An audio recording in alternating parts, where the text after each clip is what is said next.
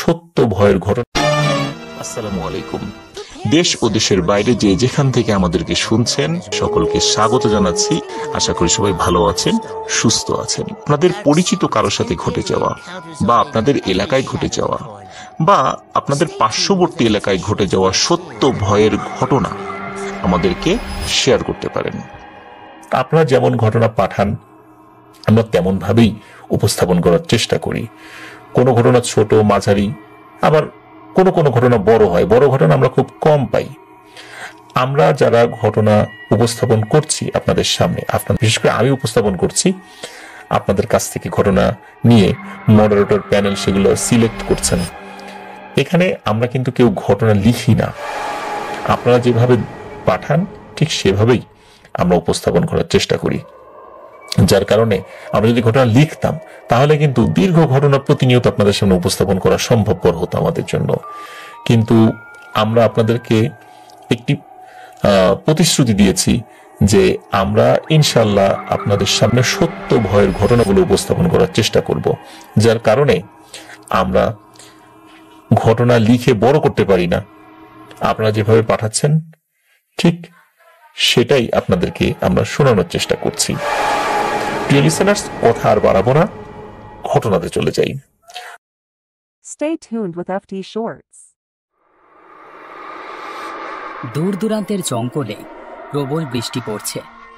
আকাশের কালো মেঘ চাঁদকে ঢেকে ফেলেছে।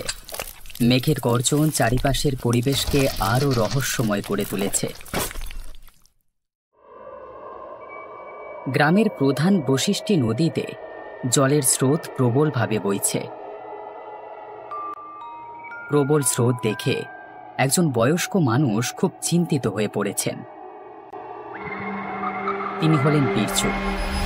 নদীর তীরে গ্রাম থেকে দূরে বীরজু তার ছোট নৌকা দাঁড় করিয়ে যাত্রীদের জন্য অপেক্ষা করছে। কি যে করি, খদ্দের কোথায় পাবো? গত 4 দিন ধরে বৃষ্টি থামার নাম নিচ্ছে না। জানি না কখন বৃষ্টি থামবে আর আমি কখন লোকেদের নৌকায় ভ্রমণ করাতে পারবো। বশিষ্ঠী নদীর তীরে বসবাসকারী বীরজু মাঝির কাজ করত। নদী দেখতে আসা পর্যটকদের সে তার নৌকায় বসিয়ে নদীতে ভ্রমণ করাতো এবং এর থেকেই সে তার সংসার চালাতো। নদীর ওপারে ঘন জঙ্গলে বীরজুর ছোট একটি বাড়ি ছিল। বীরজু গ্রাম ছেড়ে ওই ঘন ভয়ঙ্কর জঙ্গলে কেন বাস করত তা কেউ জানত না। সারা দিন বীরজু তার নৌকা চালাতো আর গভীর রাতে নদীর ওপারে ঘন জঙ্গলে চলে যেত। অনেকেই তাকে ওপারে যেতে দেখেছে। হয়তো তার বিশেষ কোনো কাজ থাকে। বীরজুর একাকী জীবন বেশ সুখী ছিল, কিন্তু গ্রামের লোকেদের কাছে তা ছিল রহস্যময়। ভাই, এবার প্রকৃতিকে পুরোপুরি উপভোগ করতে হবে। হ্যাঁ সমর, এবার পুরো মজা নেব। আর শুনেছি এই গ্রামের বশিষ্ঠী নদীর দৃশ্য খুবই সুন্দর। আদিত্য, নদীতে যেতে আমার ভয় লাগে। ভয় পাস না, আমি তো আছি।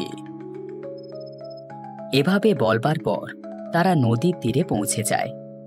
দূরে নৌকায় অপেক্ষারত বীরজুর নজরে যেই তারা পড়ে, তার চোখ জ্বলজ্বল করতে শুরু করে। তার আনন্দের সীমা ছিল না।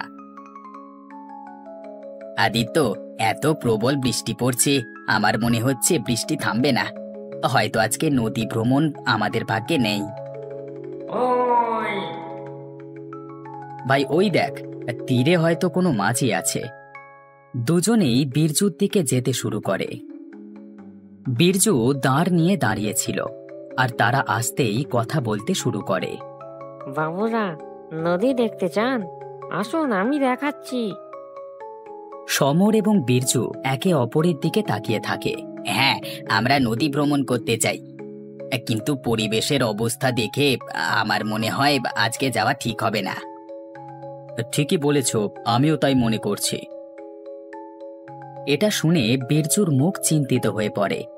এত ঠান্ডা আবহাওয়াতেও তার মুখের ঘাম স্পষ্ট দেখা যাচ্ছিল। তার কিসের এত চিন্তা? যদি তারা আজকে তার সাথে না যায় তাহলে তার কি সমস্যা হতে পারে? না না বাবুরা, 20 বছর ধরে নৌকা চালাচ্ছি এখানে। বৃষ্টি একটু পরে থেমে যাবে, আর নদীর ওপারে খুব সুন্দর দৃশ্য দেখা যায়।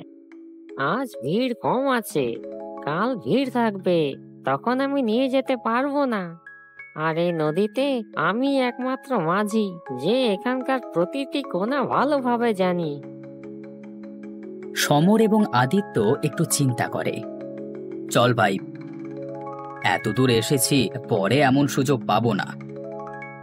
সমর একবার আকাশের দিকে তাকালো, তার ছোট ভাইয়ের আবদার ফেলতে পারল না। ঠিক আছে, চল। এটা শুনে আদিত্য খুব খুশি হয়ে গেল, কিন্তু বীরজু বেশ খুশি হলো। সে তাড়াতাড়ি তার নৌকার দাঁড় টানল। ধীরে ধীরে নৌকা নদীতে এগিয়ে যায়।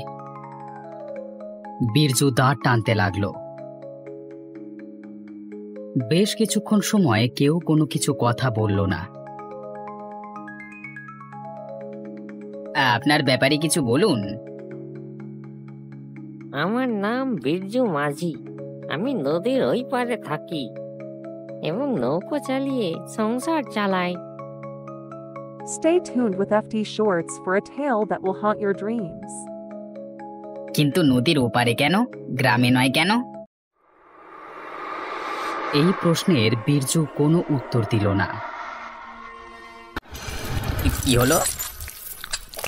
কিছু না, নদীর ওপারে খুব সুন্দর প্রাকৃতিক দৃশ্য আছে। উঁচু পাহাড়, জঙ্গলের বন্য প্রাণী, গাছ, ঝর্ণা, এবং সে মন চায় না তাদেরকে ছেড়ে যেতে। সে কে? সে আর কি হবে, জানোয়ার, আর কি হতে পারে? সমর এবং আদিত্য একে অপরের দিকে তাকালো। যদি আপনারা বলেন, তাহলে আমি আপনাদের আমার বাড়ি নিয়ে যেতে পারি। খুব সুন্দর জায়গা। আজ রাতে ওখানে থাকুন, কাল সকালে আবার আপনাদের আমি নদীর তীরে ফিরিয়ে দেব। না না, আমাদের এখনই ফিরিয়ে দাও। আরে ভাই, এমন সুযোগ আর কোথায় পাওয়া যাবে? আর থাকবার জন্য বীরজুর বাড়ি তো আছেই। এমন আবহাওয়া উপভোগ করবার এমন সুযোগ আর পাবো না, বুঝলে? ঠিক আছে, চল। ধন্যবাদ ভাই। নৌকা ধীরে ধীরে অন্য তীরের দিকে এগোতে লাগলো। বৃষ্টি এখন বেড়ে গেছে, আকাশে বাজ পড়তে লাগলো। বাতাস এত জোরে বইছিল যে নৌকাটাও দুলতে লাগলো। কিছুক্ষণ পর নৌকা তীরে পৌঁছালো। বীরজুর পেছনে দুই ভাই চলতে লাগলো। জঙ্গলের ভেতর দিয়ে যাওয়া একটি ছোট পথ। জঙ্গল ছিল খুব ঘন। রাত পাখিদের শব্দ চারপাশের পরিবেশকে আরো বেশি রহস্যময় করে তুলছিল। বীরজু কোনো ক্লান্তি ছাড়াই এগিয়ে যাচ্ছে। আদিত্য এবং সমর ক্লান্ত হয়ে পড়ে। আর কতদূর যেতে হবে বীরজু? ব্যাস পৌঁছে গেছি প্রায়। বৃষ্টি এখন কিছুটা কমে গেছে। কিছুক্ষণ পর তিনজন বীরজুর বাড়িতে পৌঁছালো। Stay tuned with FD Shorts for a tale that will haunt your dreams. বাড়িটি বেশ পুরনো ছিল। বাড়ি তৈরিতে বেশিরভাগই কাঠ ব্যবহার করা হয়েছিল। দোতলা বাড়ি। আদিত্য এবং সমর তা দেখে হতবাক হয়ে গেল। বীরজু, জঙ্গলে এত আলিশান বাড়ি কে বানিয়েছে? আমার দাদু বানিয়েছিলেন। উনি খুব ভালো কারিগর ছিলেন। তিনি এটা তৈরি করেছিলেন। ও ঠিক আছে ঠিক আছে, একদম অন্যরকম ফিল হচ্ছে। তিনজনেই বাড়ির ভেতরে প্রবেশ করে। বাড়ির ভেতরের দৃশ্য দেখে সমর এবং আদিত্য অবাক হয়ে যায়। এটা তো কোনো ধনী ব্যক্তির বাড়ি বলে মনে হচ্ছে। তোমার পূর্বপুরুষরা এত ধনী ছিলেন, তাহলে তোমার এমন অবস্থা কিভাবে হলো? ভাগ্যের খেলা বাবু, ভাগ্যের খেলা। সমর এবং আদিত্য বীরজুর কথা বুঝতে পারল না। চলুন আপনাদেরকে আপনাদের ঘরটা দেখিয়ে দিই।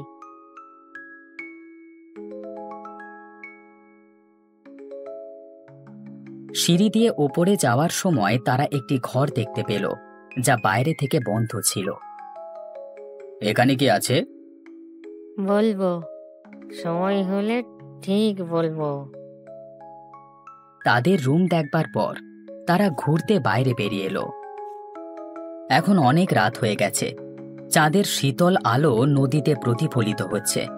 তারই মধ্যে নদীর তীরে একজন মেয়েকে স্নান করতে দেখে আদিত্য চমকে ওঠে। ভাই দেখো, ওই দেখো। এক সুন্দরী মেয়ে, বয়স প্রায় 24 বছর হবে, নদীতে নেমে স্নান করছিল। তার দুধে আলতা রং চাঁদের আলোয় ঝলমল করছিল।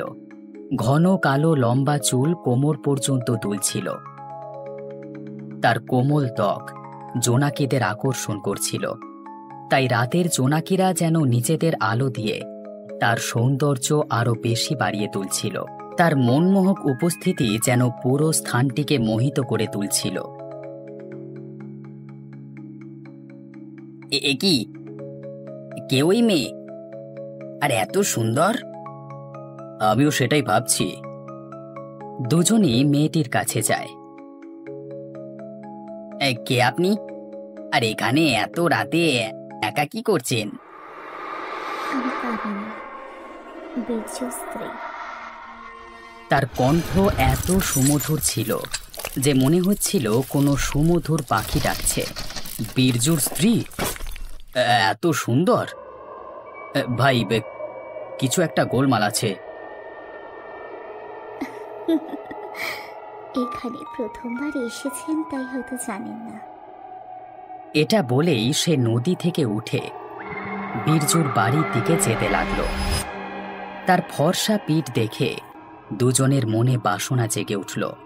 তার কোমল কোমর যেন তাদেরকে নিজের দিকে আকর্ষণ করছে। দুজনই সম্মোহিত হয়ে তার পেছন পেছন চলতে লাগলো। মেয়েটি ঘন ঝোপের মধ্যে কোথাও যেন অদৃশ্য হয়ে গেল। দুজন যখন বীরজুর বাড়িতে পৌঁছালো তখন দেখল দরজাটা খোলা।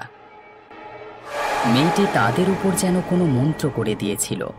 নূপুরের আওয়াজ ওপরের ঘর থেকে আসছিল। এটি সেই ঘর ছিল যেটাকে তারা আগেও দেখেছে। সমর যেন পাগল হয়ে উঠেছিল মেয়েটিকে কাছে পাওয়ার জন্য। তখন হঠাৎ আদিত্যের পা সিঁড়ি থেকে পিছলে যায় এবং সে নিচে পড়ে যায়।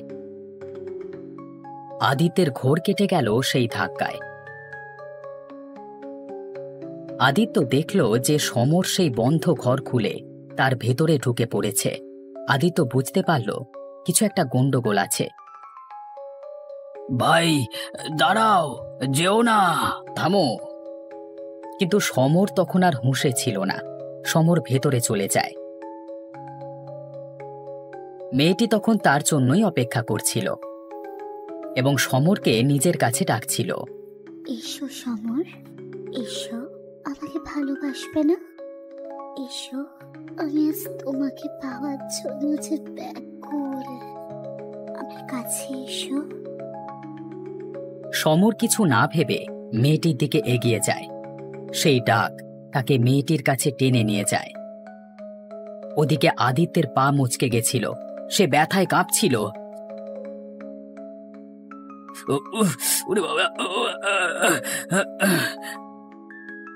কিন্তু তাকে কে সাহায্য করবে? তখন বীরজু দরজা দিয়ে ভেতরে প্রবেশ করে। চিন্তা করো না, পরের পালা তোমারই। এটা বলেই বীরজু আদিত্যের পায়ে তার লাঠি দিয়ে আঘাত করে। আদিত্য ব্যথায় চিৎকার করে উঠল। বীরজু সিঁড়ি দিয়ে ওপরে যায় এবং সেই বন্ধ ঘরে ঢুকে পড়ে। কিছুক্ষণ পর অনেক চেষ্টা করে আদিত্য উঠে দাঁড়ায় এবং কষ্ট করে সিঁড়ি বেয়ে ওপরে উঠে আসে। যেই আদিত্য ঘরের দরজা খুলল, তার পায়ের নিচ থেকে যেন মাটি সরে গেল। সমর ওই মেয়েটির ওপর নিথর হয়ে পড়ে আছে, আর বীরজু সমরের ঘাড়ে কামড় বসিয়ে তার রক্ত চুষে খাচ্ছে। সমরের শরীর তখন কোনো চুষে খাওয়া আমের মতো শুকিয়ে গেছে, কিন্তু তখনও সে মেয়েটির মোহে আবদ্ধ ছিল, এবং সেই সুযোগে বীরজু তার রক্ত চুষে খাচ্ছিল। আর মাত্র কিছুক্ষণ যুক্তিনি, তারপর আমি অন্য শিকারটাকে নিয়ে আসবো। এর ভাই নিচেই পড়ে আছে।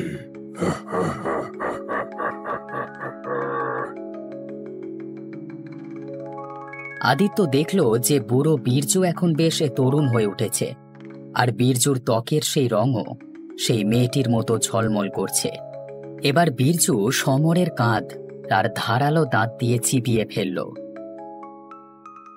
সমর মারা গেছে, এবং তার শরীর বীরজু চিবিয়ে চিবিয়ে খাচ্ছে।